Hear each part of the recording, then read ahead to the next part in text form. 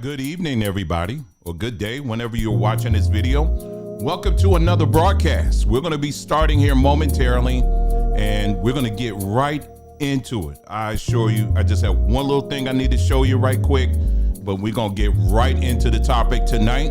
Tonight's topic is the $500 billion conversation that you're not part of. And we're going to get into it. We're going to talk about it because this is pretty important. And yeah, we're going to get into it, and you're going to not want to miss this one. All right. So we're going to give people about a minute and some change, and then we'll get right into it this evening.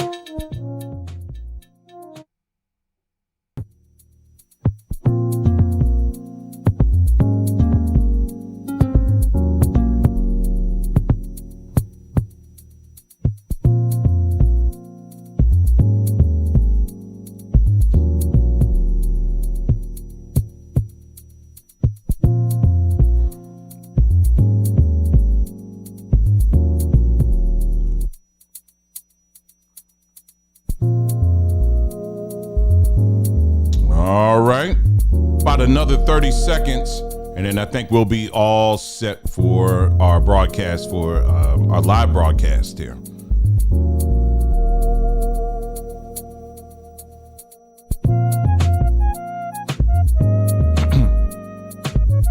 All right, I think we'll go ahead and get started. Excuse me. Thank you so much for tuning in, and I'm so glad that you guys are here. And like I said, again, on this broadcast, we're just going to get right into it. We're just going to just level into, the topic for the evening, and then just get into it, y'all. So really appreciate you guys being here and joining us. Just a one house note as we're getting started here. If any of you in the last couple of months have been who have emailed us at our main email address here for this platform, which is connect@journeymanandwoman.com, and you didn't get a response, well, there's a reason for that, because I kind of let the account lapse. I'm sorry. I forgot about it.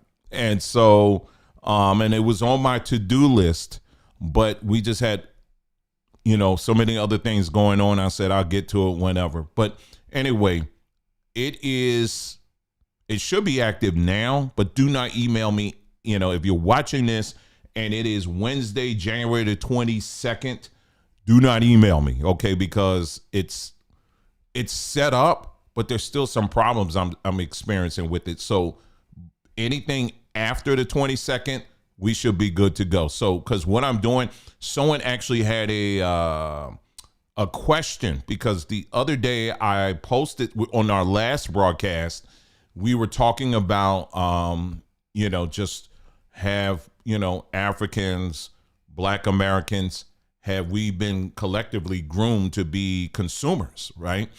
And I showed you this whole kind of dialogue I was having with ChatGPT on this, and it was quite interesting.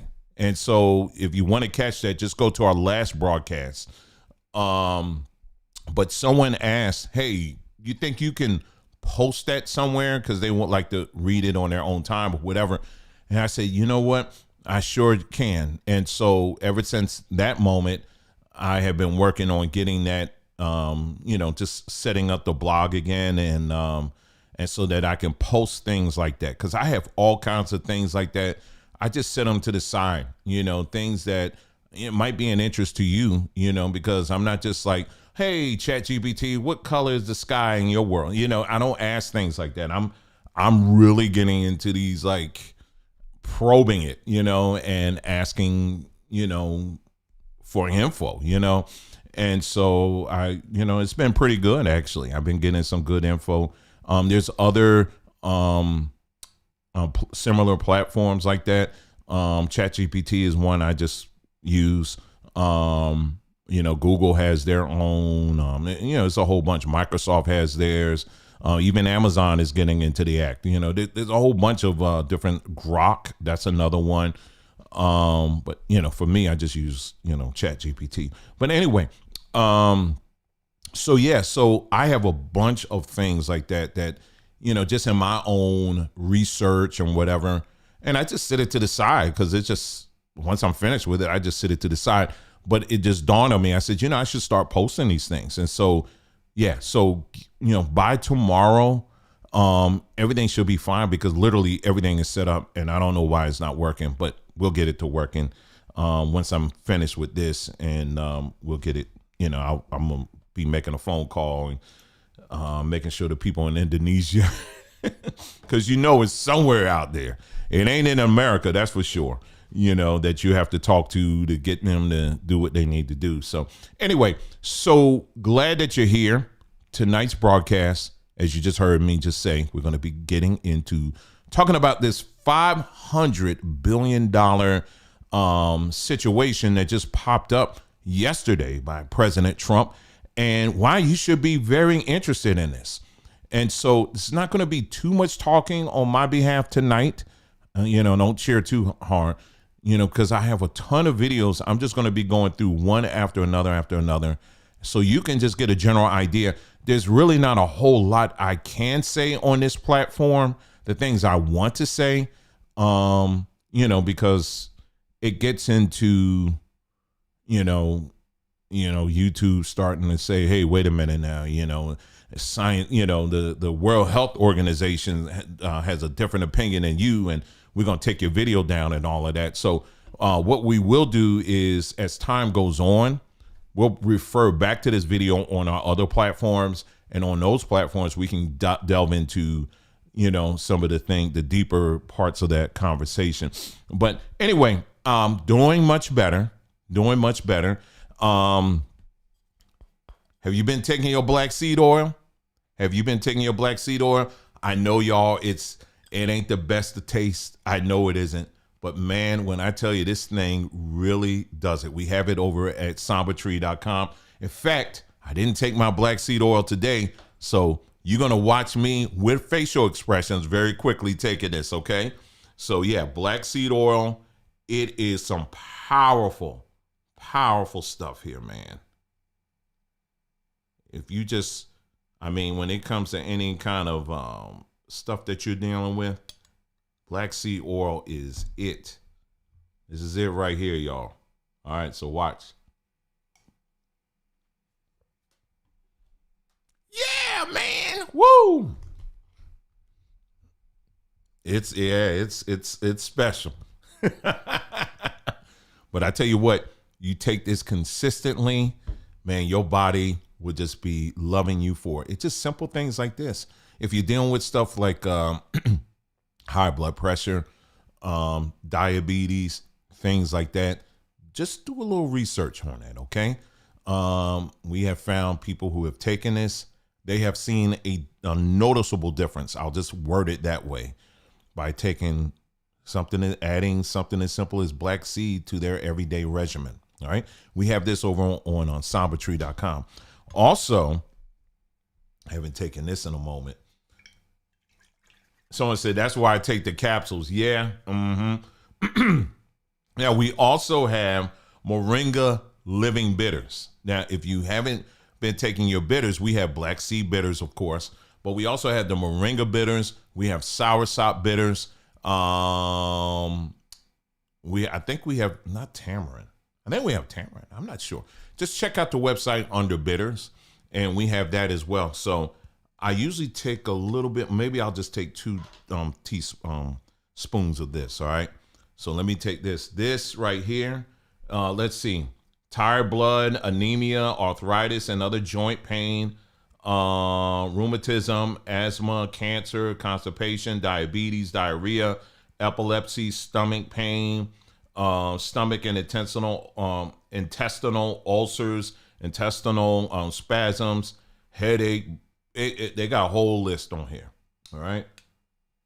It's not necessarily saying that it's going to heal all of that, But if you are suffering from those things, yeah, you may want to check this out. All right, hold on. I'm just getting it on my spoon here, y'all. All right, I'm just going to do that. Woo! Yes, sir. All right, let me do one more.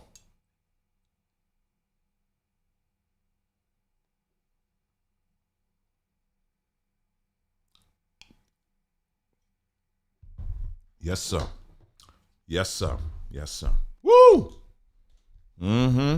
And so, yeah, you got to wash it down. You can usually wash it down with some juice or something like that. I ain't got juice right now, so.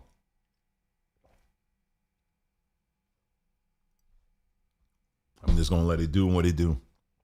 But anyway, we have that and then some over on sambatree.com. Make sure you check it out, y'all, because, again, we're about your health and your wellness. Just got out of a meeting, breakfast meeting earlier today regarding Samba Tree, and as far as how we're going to be adding some things to the website. You remember earlier, it was some months ago, I was testing out a chatbot. I was testing out something that will allow our customers to go there and whatever questions you had regarding anything from your order to, the status of your order, to finding out, hey, listen, remedies, that kind of thing. And, those kind of all kinds of stuff. That was just like a precursor for it.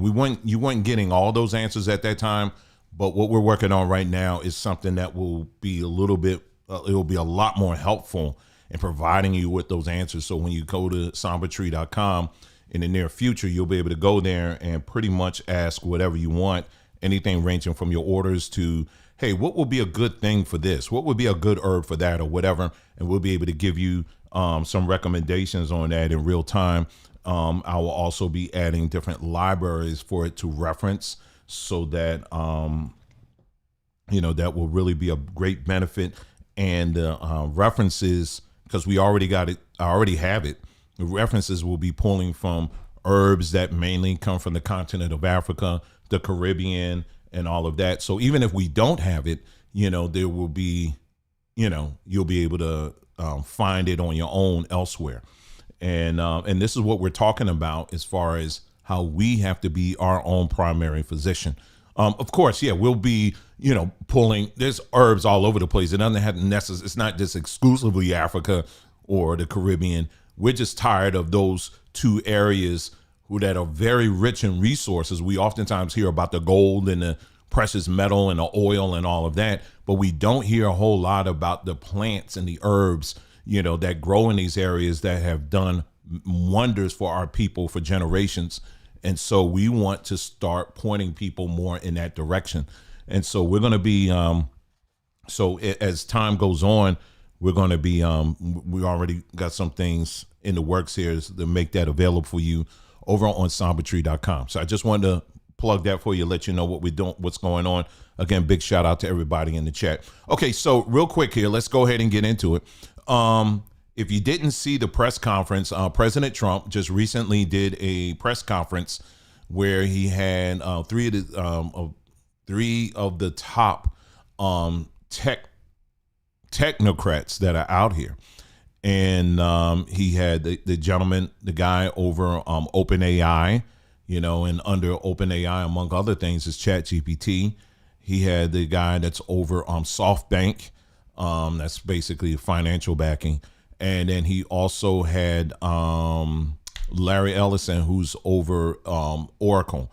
A lot of the equipment that's used for you to get on the internet, that holds up the internet as we know it, you can thank Oracle for that. Oracle plays a very, very key role in that. And so I have some video clips that I want you to listen to.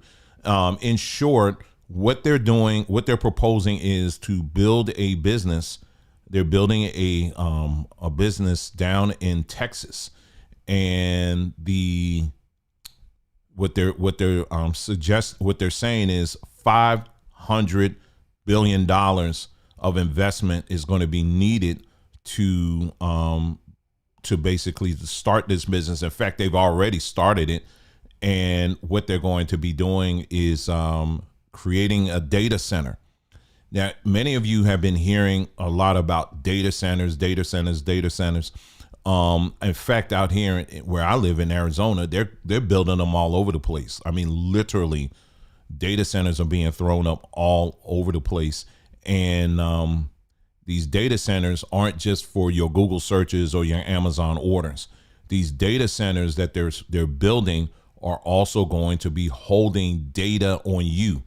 And so this data center that they're proposing is going to be holding, DNA data, and basically throwing it on a bunch of servers and all of that. And so, and it's going to be an AI based data center. So I'm just trying to see where I want to begin with this here. I think I want to start with that, a little snippet of that press conference. And maybe I'll just play this here. Now, this is Larry Ellison. He is the CEO of Oracle. So let me go ahead and get this up on the screen here. And like I said, there's a lot I could say, but I'm not going to be able to really respond like I want to on this platform, simply because, it's YouTube, and YouTube is, they don't necessarily like my opinions on these things. So let's take a listen. Let's start off with this video here, and then we're just going to keep it rolling. Okay. All right. This is Larry Ellison, one of the big three that was at the White House yesterday regarding the this project. Is called Project Stargate.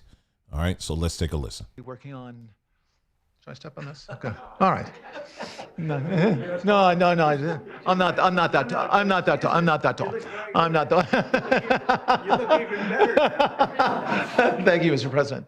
One of the most exciting things we're working on, using the tools that Sam and Masa are providing, is a cancer vaccine. It's very interesting. It turns out, I'll be quick, all of our cancers, cancer tumors, little fragments of those tumors float around in your blood. So you can do early cancer detection. If you can do using you can do early cancer detection with a blood test. And using AI to look at the blood test, you can find the cancers that are actually seriously threatening the person. So we can, again, cancer diagnosis using AI has the promise of just being a simple blood test. Then beyond that, once we gene sequence that cancer tumor, you can then vaccinate the person, design a vaccine for every individual person to vaccinate them against that cancer. And you can make that vaccine, that mRNA vaccine, you can make that robotically, again using AI, in about 48 hours. So imagine early cancer detection, the development of a cancer vaccine for your particular cancer aimed at you, and have that vaccine available in 48 hours. This is the promise of AI and the promise of the future. Okay. Okay, so you pretty much get one. Let me be very clear with that. One of the applications for that. Of course, they picked that example of them solving something like cancer by looking at your DNA and being able to develop a vaccine specialized to you, for you specifically, not this generic over the counter or behind the counter pill, but it's going to be that's applicable to anybody that falls within that range, but something specific to you based on your own DNA history and or your genetic history. And that's what they're talking about. Okay. And this is one. I want to emphasize, this is only one. They're not building this thing simply for that, as you'll see in the other videos that I'm going to be sharing with you. So Larry Ellison definitely is a very interesting character, and he has a very long history of saying some things that I think a lot of people, I know a lot of people should be very concerned about. Let me see here.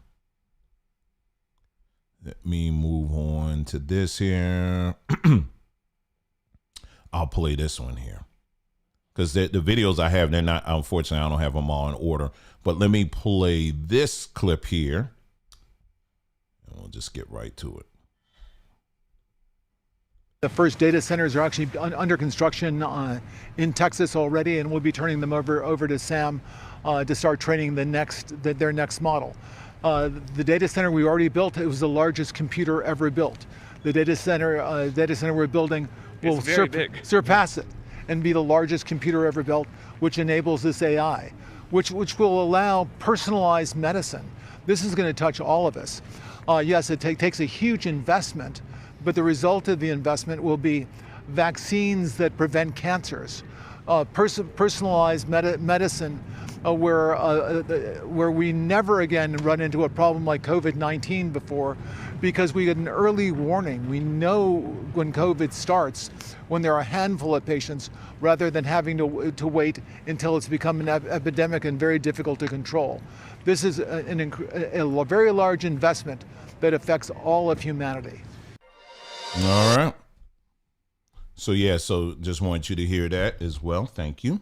Hold on right here. Okay. Yeah. So this is the direction that this technology is going. Period. This is the direction that they're going. Now, but there is something that I want you to hear, because now you got the basis. This is the tagline. This is the marketing line that they're using to get people excited about this. Now, anybody that's been following this platform, of course, you already know our thoughts and opinions when it comes to mRNA vaccines and what they really mean and the impact and what it's doing to your body and all of that. Like I said, I cannot get into that on this platform, but trust me, this is something that you as an individual, you need to look it up on your own. And whatever the government is telling you, never believe it. Don't just take my word for it either. It's on you to do your own research. And what we've done over on Odyssey, when we had our other platform, mybondtube.com, when that was up, we use these platforms, we maximize these platforms to put out as much information, research papers, testimonies from different medical professionals all over the world, that really went through this information and what mRNA technology, what it really is and what it does to your body. And my advice for you is to simply, to do your research on this. It's something to be taken very seriously, and it is something that can and will, and it is designed to alter your body, period. But is this just for healing people of cancers, which I don't doubt at all that this is a technology that will not be used. I don't doubt this is not going to be a technology that's going to produce situations where you will see people getting healed or, made better of whatever diseases and stuff like that. That's going to be the hook, but at what cost? You understand? And so that is where you and I should be very concerned about this. Let's play this video here, and let's take a listen. This is Larry Ellison again speaking on this topic, and let's take a listen. We've been building large data sets of one sort or another, but hooking them up around individual patient issues and understanding in more detail why this person got colorectal cancer and that person got prostate cancer, and understanding the elements that have come together to do that. You'll only achieve that if you can get substantial data in the right databases, use AI to interrogate that. Absolutely. So I think it's interesting because the answers may already be there. We just haven't winkled them out. Well, I think the answers are there, especially now with the new gene sequencers. Yeah, exactly. Because we think we've been sequencing genomes for a long time, but what do we mean exactly by sequencing genomes? We mean getting the base pair sequences. Yeah. But there's a lot more in the genome than a bunch of base pairs in a row. The methylation of the DNA molecule has a lot of the control sequences of the DNA molecule, and the epigenetic changes, the changes over a lifetime of that methylation, is really the story of our lives and how it changes. And we've really never measured that. We've never gathered that data. Yeah. And now we have the tools with the modern third-generation gene sequencers. We can gather that data. We have the omics data is much more comprehensive. So we can gather the data, and then we have this incredible tool over here called AI, which looks for patterns and that's what it does. It looks for patterns in the data and anomalies in the data, and can help us interpret that story of life. And it will allow us to deal with an awful lot of diseases of aging with the epigenetic changes as we understand it better.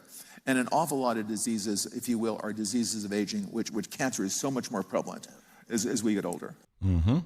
Yep. So, yeah, they're going with cancer. Cancer is going to be the poster child of this technology. Boy, there's something I could say just on that. But again, I have to, remain cool on this platform here. A gentleman by the name is a channel I follow. Very good guy in terms of his coverage on, technology. He actually carved out weekly, I don't know if it's a weekly or a daily, every other day segment that he does specifically just on AI technology, and how, because he was like, I have to do this because it's just things coming out literally every day. And I need to have something for my followers so that they can stay track on it. He's like a tech guy, so he wanted to do a special, these weekly, whatever, bi-weekly segments just on AI. And so he had some thoughts on, this $500 billion AI agenda that I wanted you to hear, because he makes a valid point as to why we should, as people, period, should be very concerned, about this move and should be asking these types of questions here. Let's take a listen to his name is Matt Wolf. So you can check him out, do a search for Matt Wolf. And but let me go ahead and play what his segment and what he had to say on this. Any human, and we almost lose track of why it's doing what it's doing because it is so much smarter than the smartest human beings. And I do think there is a lot of good that will come from this. I do believe that it will cure diseases. I do believe that in the near term, it will create a lot more jobs. And what these guys are saying during these press conferences is all of the really exciting stuff, all the talking points that people should be excited about around AI. However, this is something that I haven't seen anybody else talking about yet, and it's this guy right here, Larry Ellison, his involvement in this. I do have a little bit of concern about his true motives around this. In fact, let me show you a clip of why I have some concerns. This is from Oracle's financial analysis meeting. Listen to what he has to say in this meeting. Everyone would see it.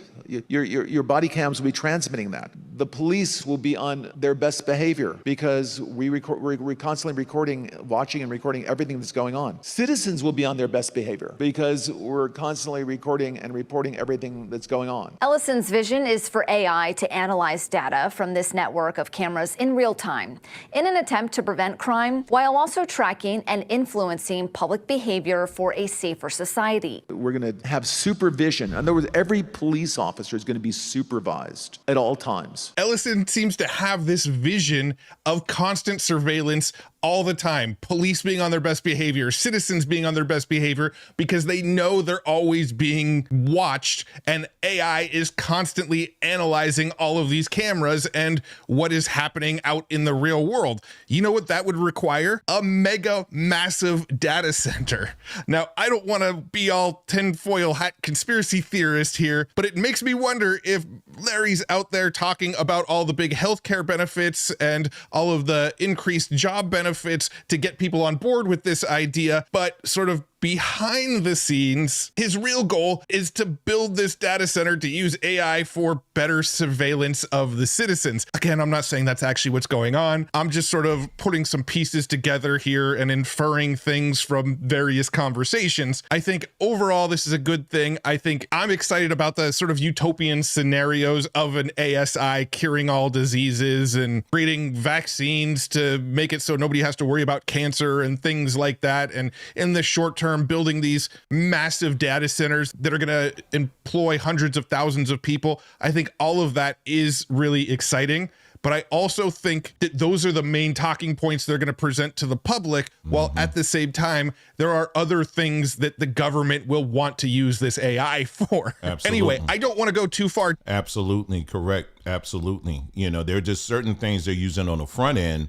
You know, like I said, they keep bringing up cancer and how they'll be able to cure cancer and all this other stuff, you know, with AI. And but on the back end, you're not building this mega data center just to cure cancer. You're not doing that. It's going to be used for a lot of other things. You know, the data that many of us have, that the medical system has already acquired on us, will be funneled in somehow, some way on back channels or whatever, you know, and they will feed that into these computers, and they'll have your whole DNA history. So I know for some people, they were freaking out as far as like, you know, these, you know, when you send in your DNA sample and then you get to find out your family tree and lineage, and people are like, oh, don't do that because you're just giving it away. And that was a legitimate concern. But you got to understand too, they have been collecting this information on you for a very, very long time. If anything, you just simply updated whatever file or whatever they have on you. But the fact of the matter is, this is the direction that they're going in. Let me see. Now, Larry Ellison, as we've just kind of been, you know, talking about the other two gentlemen, the SoftBank guy, you know, he's really just the bankroller, you know, and so there's some things I'm sure we can find and talk about him on. Same thing with Sam Altman, who's over OpenAI. We can talk about him. There's a lot of things on him as well. But it's Larry Ellison is the one that I think that should be one that we definitely should be focused on. And what was so interesting to me was to listen to how the reaction from so many of these Trump supporters, you know, they act like they were so surprised that Trump just kind of went in this direction. And I was like, this is, why are you surprised? You thought, well, we thought he was going to just throw it away, you know, but he got RFK, you know, RFK, who's a strong anti-vax guy. And, you know, I thought, you know, surely he's going to do. You really fell for that? I mean, the amount of people I was just sitting back and listening, I say, wow, people actually really fell for this. No, they're not. No, they're going to continue on. The genie is already out of the bottle. The technology is going to continue. They're going to continue to push it or whatever. They'll present you a dog and pony show. They'll play good cop, bad cop, you know, and hire someone to play the good cop, the other one to play the bad cop or whatever. And, you know, and you're getting caught up in the drama. Meanwhile, they're funneling billions and billions of dollars to push this agenda. That's a very real agenda that they're already using now, you know? And so, yeah, I mean, that was one of the things that really was amazing to me, to hear how many people just kind of fell for this, you know? Let me continue here because, like I said, I have other videos here. Now, this is Klaus Schwab. And I forgot his first name, Burla. He's the CEO over Moderna. And I want you to hear how these people are talking, okay? And like I said, again, we're just playing their clips. That's all. That's all we're doing here. And as y'all know, like I said earlier, there's a lot more I could say, I want to say, but I cannot.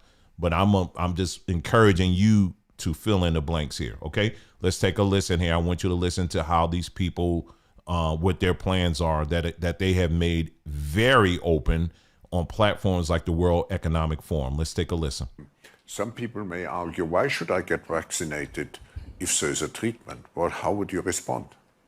Because I think the goal is not for you to get sick and then treat you. The goal is to prevent the sickness. Yeah. And that will maximize your chances to do well, and that will maximize the chances of people that you love not to get infected. Yeah. You vaccinate not only for yourself, you vaccinate also to protect society, and particularly to protect those that you love the most, because they are the ones that you are together. What do you foresee, most of, I think we set the standard, because in Switzerland, for those who do not know, there are no restrictions anymore. So we set the standard that we require vaccination. Now, how many vaccinations do we need in the future? It's a very good question. And I think, first of all, I think we will need vaccinations in the future, but also I'm concerned that the compliance of the population with the recommendations of the experts will not be very high. More people did the first dose, and then lesser did the second, and then lesser will do the third and the fourth. And so for that reason, we need to find a solution that makes it easy for people to get. And I think this solution, it is the number one priority is to have a vaccine that lasts a year. So once people know that it is once a year, I do it every autumn, for example, fall, I think that will improve the amount of people that are getting the vaccine. And I think there are also certain attempts to combine it with a anti-flu vaccine. That is another very good way to make it, to improve compliance. If someone thinks that I'm going to go to the doctor or to the pharmacy, but at least with one shot I will get two, flu and that also will increase the number. So these are the things. It's very difficult to improve the efficacy right now. It's very, very high. But what you can improve it is how convenient it is and how can last the efficacy for a longer period of time. One of the things I'm not really hearing, I haven't heard, so far from, this whole we're vaccine production train that we're on right now is in the past, at least, as corrupt as our government is, at least this appeared to be some type of, we're going to come out with a vaccine. Well, a company is going to come, they're going to introduce a vaccine or medicine or whatever. And then, you have the FDA and they're going to actually spend years looking into this, running tests and all of this other stuff. I mean, years. But what the COVID thing did is blew that out of the water, because remember, it was emergency. We don't have time. We don't have years right now. People, they're dropping like flies. We got to hurry up. But as you can see now, there is no real emergency. But if you notice, they're not really talking about we're going to come out with these things and we're going to spend years doing, checks and balances and testing this stuff out to make sure it's legit or not. This literally sounds like, okay, we got your DNA. We did something right here. Put your quarters in or whatever, and whatever flavor of the month you want, here you go. We have a whole suite of vaccines based off of your DNA. And here's the button, press it, and we can send it all to you. In fact, we can deliver it to you. And just the amount of applications would be endless, with this technology. It's just really something when you start thinking about it. And of course, investors and business and tycoons like these individuals here, they're just doing the Birdman hand rub, because they see how, man, you can get this stuff out fast and you can get into people. But as far as like the checks and balances are concerned, well, ain't nobody really talking about that, right? And so this is why conversations like this are so important for us to really pay very close attention to. And if you looked at the thumbnail that I put for this broadcast for this evening, this is the kind of stuff that's being talked about by many of our people, black folks, all these other things. But conversations like this, you're talking $500 billion where they literally are developing right now, right at this second, they are building a facility that could potentially be used to monitor people all in this country, period. Because you heard him what he said earlier about monitoring the police, right? But he also talking about monitoring people and how people be looking over their shoulders and all this. So think about all the years and years and years and years and years and years and years and years we have talked about overreach of the police and all of that, and we need to do something about it. Well, all of that is all dust. It's literally a complete waste of time, because now you got an even bigger brother that's coming in and saying, don't worry, because we got something bigger that's coming, and you really going to have to be looking over your shoulder, but we're going to have 2 cameras already there for you. Oh, and then we got your DNA too. So these are the conversations that are very important, and we need to make sure that, you as an individual have to make sure that you're fully engaged in this kind of stuff, because it's just too important. It's too important. Let me move on here. Let me see what else I have, because I have definitely a few more videos here. I played that one already. That was Larry Ellison. Let me see here. This one is, okay, I played that one. Let's see.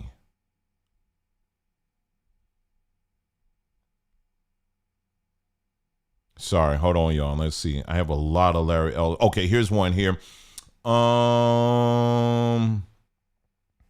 This is the same guy, Burla. Hope I'm saying his name right. Talking about vaccines again. And this is was taken at the Future Investment Initiative. Let's take a listen at this video clip here. Correct. And so what we figure out is a technology where we basically take a biopsy of your cancer. We next-gen sequence it, meaning we read every letter of a 3 gigabyte of letters of your DNA of a cancer cell. We do the same thing for a healthy cell. We upload both on AWS, and we compare every base to see where the mutations happen. Where did your cell go wrong? And what we do is we pick those 34 mutations that are the most relevant through an algorithm, and we build an mRNA molecule just for you or just Let's for me. emphasize this. This is now the wonderful personalized medicine we've been talking about for 30 years in the healthcare industry.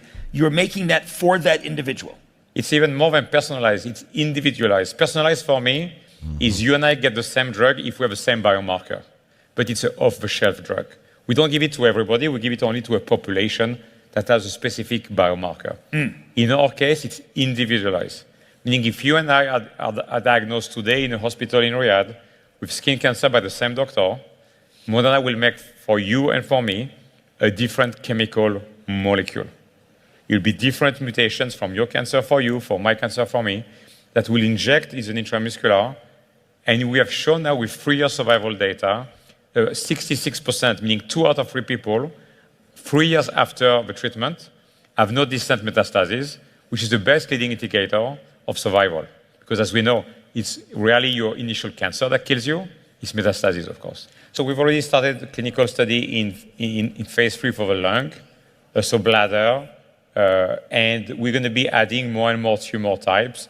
One of the other things that we're very excited about is the growth and the improvement in liquid biopsy, which, as you might know, Jack, is the ability in blood to find a few pieces of cancer cells very, very early in disease. Because as we know, if you can go after stage 1 or stage 2 cancer, your success rate is much, much higher than the stage 3 or stage 4 cancer. So Stefan, let's talk about that with the audience. So cell-free DNA, cfDNA, is one of the aspects we're leveraging in this super early detection, in doing a liquid biopsy. In other words, when we're saying liquid biopsy, we're not literally taking a biopsy like you would cut something out from the skin. We're taking a blood test, and then what do you find in that blood test? What are you hoping to find? So what people are able to do, and this is not a Moderna technology, but a technology we are very excited about to complement our approach, is basically you're able to find through sequencing the blood sample, you're able to find cancer DNA that is different from your healthy DNA, and that's how they discovered actually the technology by accident. So that gives me a lot of hope, because if we could find people in stage 1 and stage 2 for some cancers that are today found mostly in stage 3 and stage 4, you will increase the survival rate tremendously. Okay. Yeah, a lot. And I made one mistake here. This is Stephanie Boncel. That's his name. And that wasn't the other guy that I mentioned. That was the guy that you heard. Just a quick note here. One of the things, how many of y'all, I don't even know the Jasmine. I think her name is Jasmine Crockett. She's a congressman, a young congresswoman down out in Texas, I believe. And she's known for doing all of these antics, in the halls of Congress, these sister girl moments and all of this stuff. I'm going to do this and I'm going to sit you down and I'm going to do this and all of that. And that's what she's known for. right? Just like AOC, you know, that's another woman that's just known for these TikTok social media moments that get a lot of play on social media world, but they really they're not tangible. They're not helpful for the demographics that they claim that they represent. And I'm bringing that up because I want to contrast individuals like that with people like the very aging Nancy Pelosi. And this is Nancy Pelosi. Someone posted this. They actually have a Twitter account. It's called Nancy Pelosi Stock Tracker. I want to make sure you're paying attention to this. Nancy Pelosi, she is notoriously known for making these stock predictions, and all of a sudden, out of the blue, this stock just shoots up. I wonder how she find out about these things, right? Now, here you go. Here's something to keep an eye on. They said Pelosi's new Tempress AI, and then they give this stock number there, came right before Trump's new $500 billion push into AI, where Larry Ellison specifically called out the possibilities of AI in healthcare.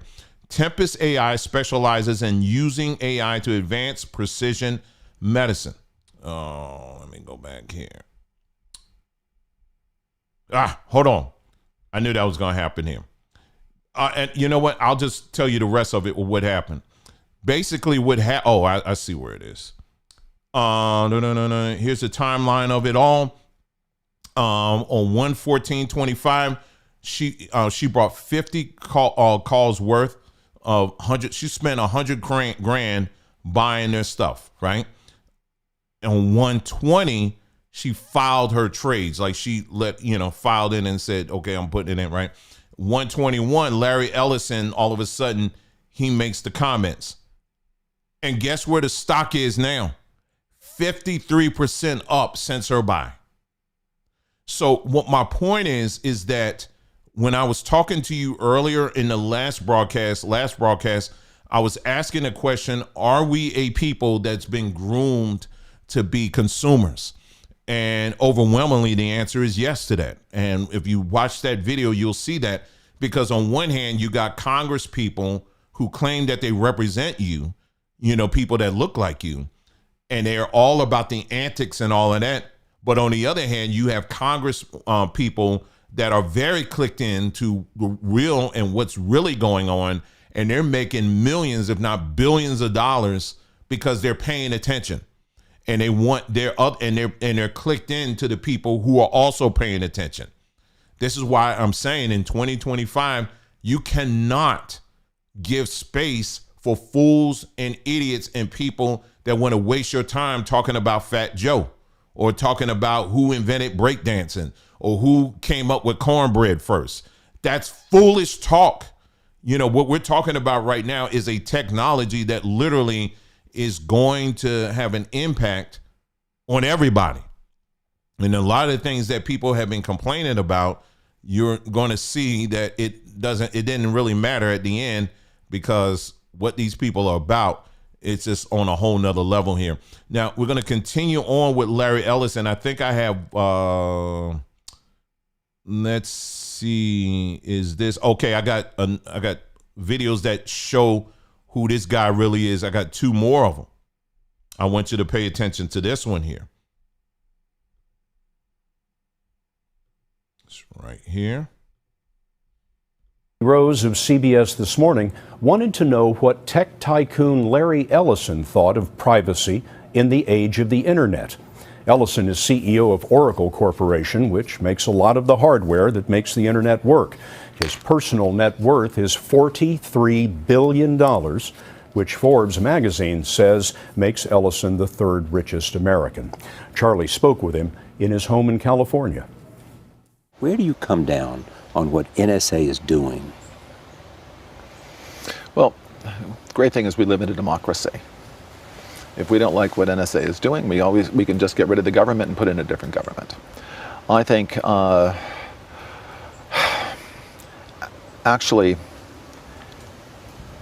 we've been collecting this information for so long, and long before NSA was collecting it. Let me tell you who was collecting it. American Express. bank of a Visa, all of your credit card data. We have and all of your financial records. This whole issue of privacy is utterly fascinating to me.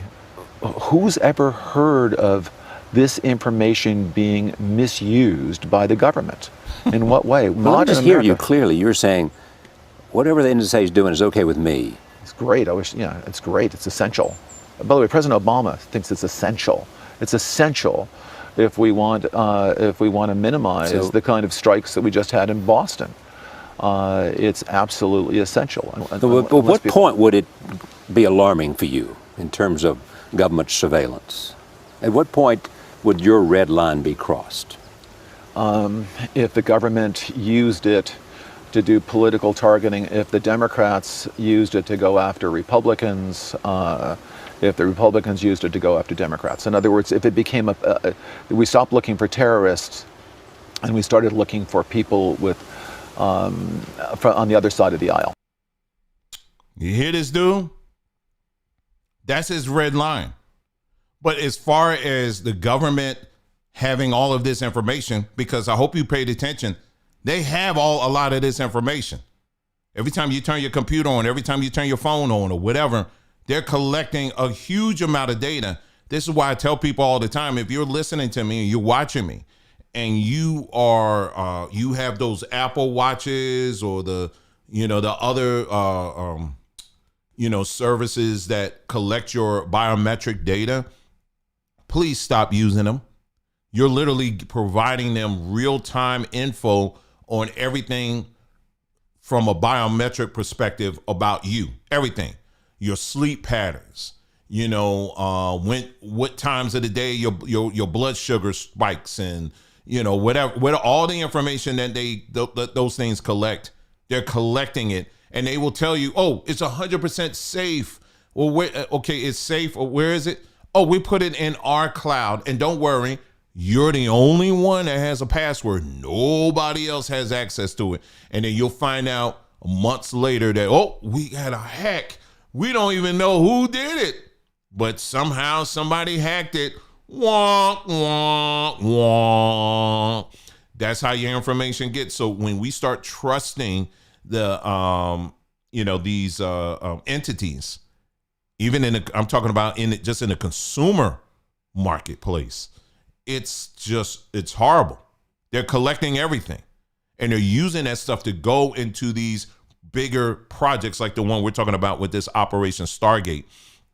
Another thing on the watches, for example, and then I want to just pick on Apple watches and Android watches too. Like I said, all of them. I had a video somewhere. If I'll find it, I'll let you know by the time we get off here. Because like I said, I try to keep these close. They mention about these watches and they have magnetic properties to them, right? How did it work here? Somehow, I think when the watch is placed on your wrist, when it's placed on your wrist, what it does is they were able to measure it, that it actually weakens your nervous system. It actually, the way you place that watch on is actually weakening your nervous system, and they was able to measure this out.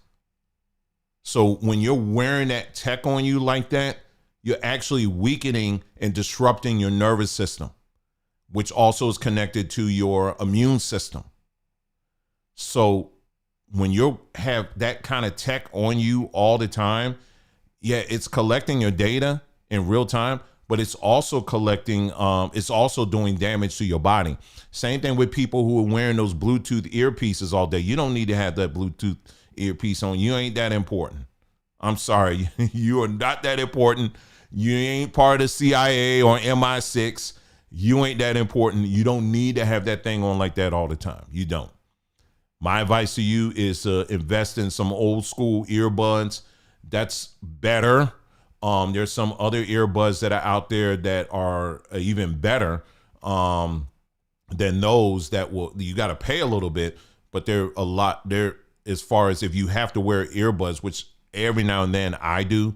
You definitely want to swing over to there, and maybe one day Nicole, she can do a video on that.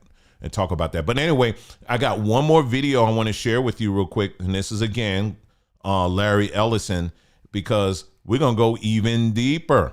Larry Ellison, he's making it very plain who his allegiance is to.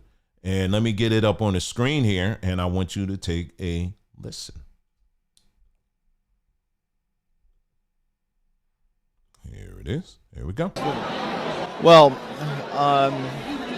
the renewal of the Jewish state is something that I think touches all of us. For 2,000 years, we were a stateless people. And now we have a country of our own, defended by all the brave men and women of the IDF.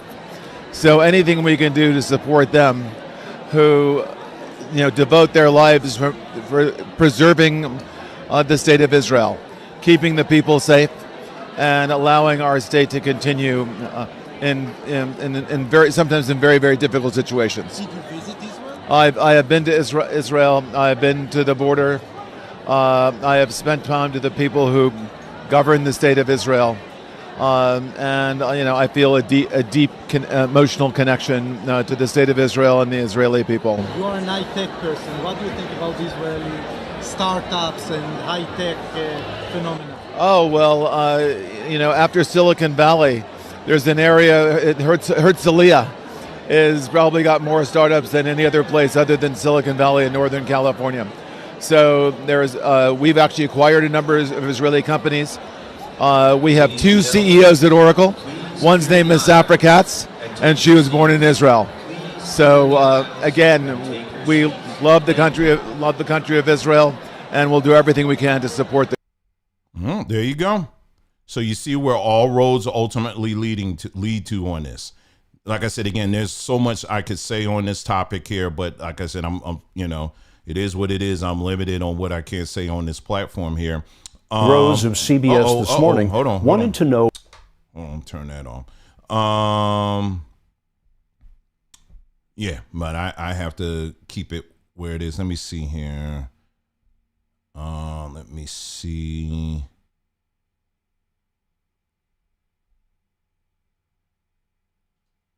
Oh, here's another one here. Another clip here. And for those that are just joining us, thank you so much for joining us. Really appreciate it. Someone mentioned something. They said, this is the reason why I believe J.D. Vance will be president in 2028. I believe so, too. Vance also has some investment in some of these companies, too. Maybe I'll highlight that on our community page at some point. But, yeah, he's invested. A lot of these people are tied into this technology from an investment standpoint. And it's really something. But anyway, let me play this clip here. This is another one here. I said, okay, hold on. We are entering our sixth five-year strategy starting 2026. We're accelerating our work. We will reach more children with more vaccines faster than ever before. And not just more children, more individuals, because we have vaccines we have the HPV vaccine for adolescents as well, and who knows, the TB vaccine is on the anvil. And we are significantly accelerating our work, and we are really thankful to our donors. Prime Minister, thank you so much. At the launch of our investment opportunity, the government of Spain announced that it will at least commit to a 25% increase. We're extremely thankful to you for that. Extremely thankful to the European Union and the Bill and Melinda Gates Foundation for hosting our replenishment event. And I think all of you are Gavi ambassadors. Really thankful to you for the support that they lend to our work. So these people are going marching right along here and with this agenda here. Again, this is a technology that are not millions and millions and millions and millions of people all over the world has already have it in them. And now these people are investing billions of dollars to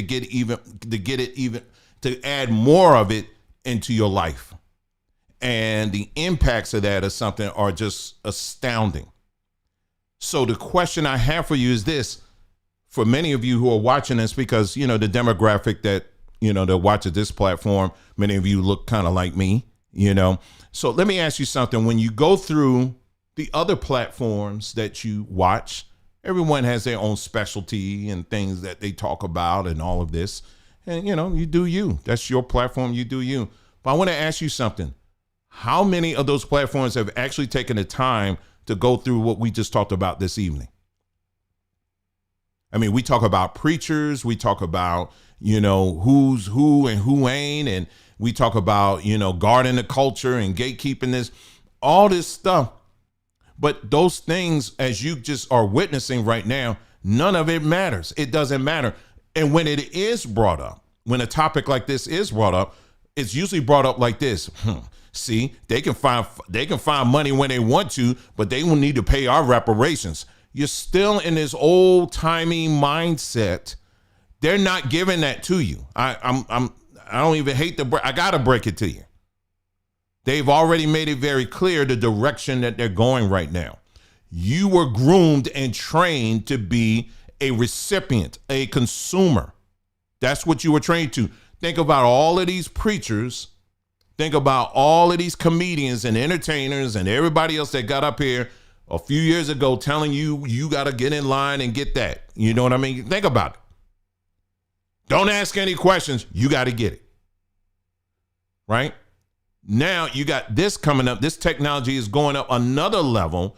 I want to know, where are all the people? Where are all of them? Where the consortium of black doctors and people, where are they? They're not coming together and doing their own separate investigation into this to find out, to get to the bottom line of this? Have they come back with a results study of what they were telling people like you, your mama, your grandmother, your grandfather, and all that? Have they produced anything to show you what the results have been as a result of that? And I know the YouTube gods and goddesses or whatever they're monitoring. I'm just asking a question. And I'm asking you, are you are you more concerned about freaking Fat Joe than this? If that's the case, you understand now why we're in the position that we're in. That stuff ain't important. What they're doing right now, the fact that this announcement was made on the second day or third day, whatever, of Trump's presidency, this thing is about to drop like you just don't even believe. You just don't even. And the way this thing's going to drop, it's going to come so hard and fast. It's just people they're not going to have time to even think. They're just going to. It's all it takes is all of a sudden there's another disaster. Oh my God, the fires are coming. Well, you better make sure you get your, you know what? And people just fall right in line with it. So this technocracy, and I'm going to close out with this. These people, these powers that shouldn't be, they have long made their choice and decision as far as how and who is running this show here. This is the last thing I have for you this evening, and that's all I have for you. But this is a video that I came across as I'm looking for it right now. Yeah, this is South African central bank governor, and he's asking a very legitimate question. And I'm just going to set it up for you, and just so you understand what he's talking about. Again, this was at the World Economic Forum. What he's basically, the World Economic Forum is trying to shift things over to from gold being the standard to Bitcoin. You know, now on this platform, we have encouraged and talked about, you know, the importance of investigating on your own, you know, cryptocurrencies and things like that.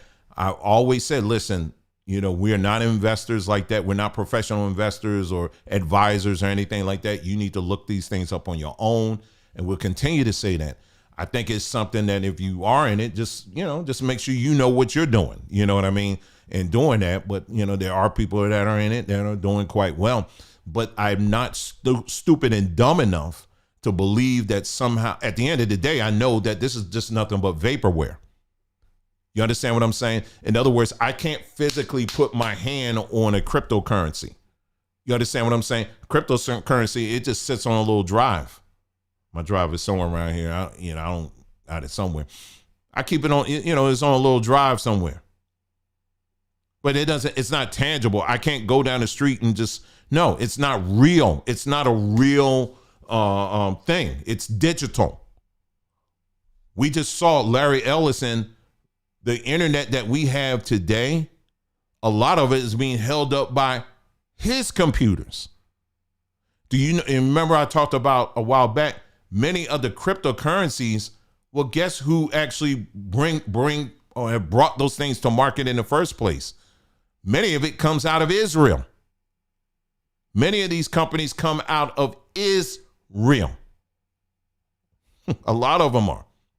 And so anyway, again, this is cryptocurrencies, they're not real. So I'm never going to allow myself to get so swept up in, all that. No. Give me something tangible. Give me some gold, give me some silver, give me some diamonds, give me some oil, all of that. Nah, I'm standing on that. I'm sorry. I know I can make a little bag doing other stuff, but I'm standing on gold. I'm standing on silver. Until y'all start getting rid of it, I'm standing on it. So don't miss me with, it ain't nothing. Well, anyway, this dude, this gentleman who's over the central bank in South Africa, he's saying, wait a minute now, I'm sitting here in the World Economic Forum and y'all talking about doing away with gold. Okay, so what is Bitcoin? So he's like asking them the same question, like I'm posing to you. What is it really? Well, of course, naturally, being someone from South Africa, he definitely has some interest in making sure that gold remains where it is because of all the gold mines that you have, and diamond mines for that matter, and all the other stuff in places like South Africa. So that's the setup. The clip is very short. I want you to take a listen to what he's saying here because he's making some very good points. I would have a significant problem with a lobby that says governments should hold this asset or hold that asset without what the strategic intent of government is. Because you see, there is a history to gold. There was once a gold standard. Currencies were pegged to gold. But if we now say that, okay, Bitcoins, okay, what about platinum? What about coal? Why don't we hold strategic beef reserves or mutton reserves or apple reserves? Why Bitcoin? So it's a public policy issue that we have got to be engaged in, and I would caution against the move then that would say there is an industry with a particular interest in a particular product, and we would like to impose it on society and say society must hold this as a reserve. I would have a fundamental problem with it. Mm-hmm. So why Bitcoin reserve and not beef reserves and mutton reserves? Anyone wants to comment on that? Well, I think that... And you see they up there smirking and stuff, all that, because they know what's up. What he's asking is a very legitimate question. But they all smirking because they're like, yeah, you ain't really with the program. Anyway, let me let the video finish. If you like Neil Ferguson is here, he has a great book on the ascent of money, and he's a historian, and so many things have been used as money over the years. I think it's pretty, this is still maybe a new idea, but I think it's clear at this point that, Bitcoin is a better form of money than gold. It is provably scarce, just like gold, but it's more portable and divisible. So you can actually use, it has higher utility, I would say. And it was the best performing asset of the last 10 years. And so for store of value, I think it's going to be important for governments to hold this over time. It might start with being 1% of their reserves, but I think over time it'll come to be equal to or greater than gold reserves. Why is gold scarce in the first place? See, this is why I want to make sure y'all not falling asleep for this stuff. Why is gold scarce in the first place? Because they take it. They go over there and they take it. The Queen of England or whatever, whoever in England, they got stocks and just hallways and buildings full of this stuff that they go down in Africa, scoop it up, and they take it back with them. all in Switzerland and everything else. And then they want to talk about, well, the reason why we switch it in is because gold is scarce. See, it's scarce because y'all taking it. Number one, you taking all the gold. And then now that you got all the gold, you're like, well, okay, well, now we got to get these fools to think, we got to get them to fall for something else. So let's come up with another digital money. Yeah, let's come up with a digital money, something that we can control. Because all we got to do is pull the plug. Like someone asked a question, is good. What happens to it when you die? When you die, what happens to your digital money then? If you get hacked, what happens to that? And so they try to play with logics and stuff like that to try to make you think, well, it's kind of just like money, when you look through the years, all different types of things. No. Absolutely not. When you look at ancient African culture leaned on things such as anything from shells to precious metals, all kinds of stuff for trade, all kinds of things. You understand what I'm saying? Gold was one of them, but it wasn't certainly exclusive to that. There was all kinds of stuff. Like I just mentioned, shells was something that was used quite often throughout various African cultures.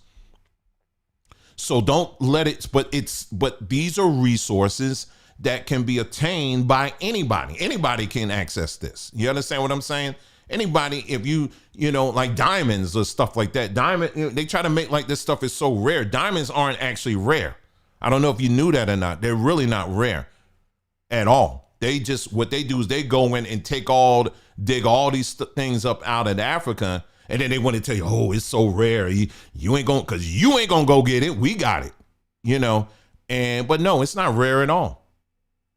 Same thing when it comes to gold and stuff. A lot of these metals that they say they're rare and nobody gonna be. Nah, please, they're out here. Someone else mentioned pearls, hides, shells, over there. Absolutely. These are things that were used for trade for centuries. So don't allow your brain to fall into this trap of laziness and you just go along with, well, yeah, I guess what. No, you use the technology, but at the same time, you make sure the technology doesn't take this.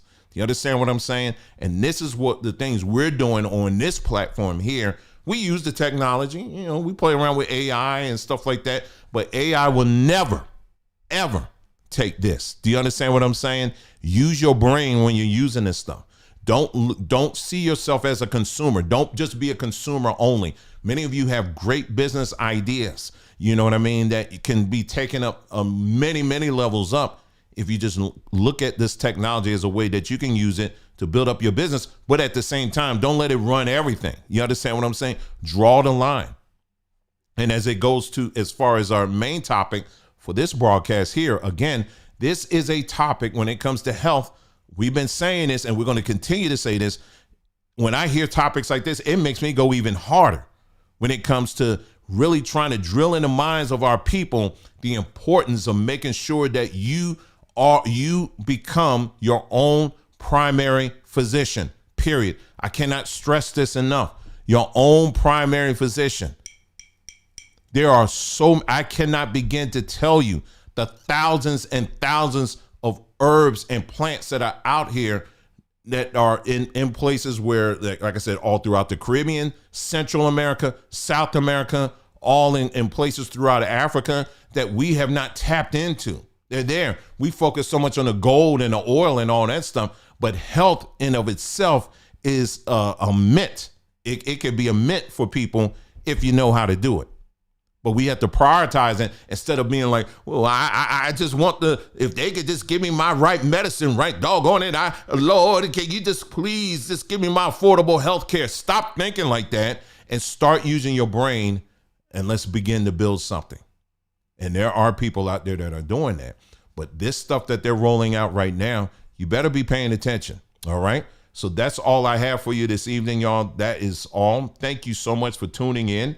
And if you like what you heard, hey, go ahead and share it. Share it with somebody and let them know what's going on here over on this platform. Thank you again for tuning in. You guys take care, and I'll see you again soon.